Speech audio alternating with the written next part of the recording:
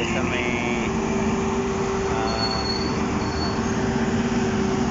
Pandakan Sky Stage 3. So ayun yung ginagawa, maraming mga scaffold. Ayan, so gagawin dyan guys, papatungan yan ng strap, mga pinulik saka I-beam para patungan ng, para sa magko-coping dito sa taas. Yung ganyan papatungan ng girder, gagawa sila dyan para doon sa taas. Ayan, kaya yung mga scaffold na yan, lalagyan ng I-beam yan, kagaya nito guys. Ayan, para makagawa sila ng second level. So update lang natin yan guys sunod. Ayan,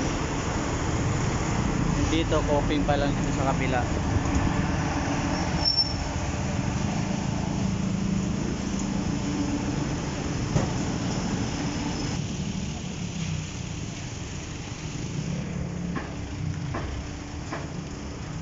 So ayan yung pangatlong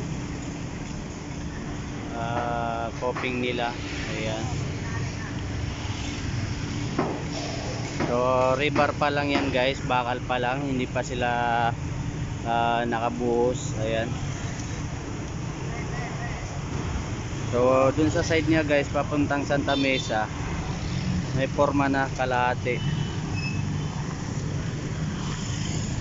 So dito puro column pa lang. Ayan, makikita niyo both side papuntang Pandakan. Ayan,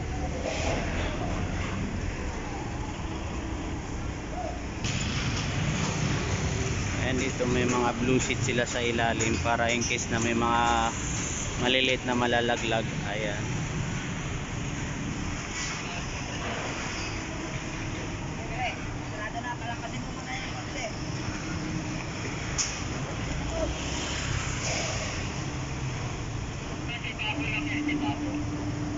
so dun sa kabila guys meron na silang mga coping dalawa. So gagawa sila sa second level na coping. Yun lang guys.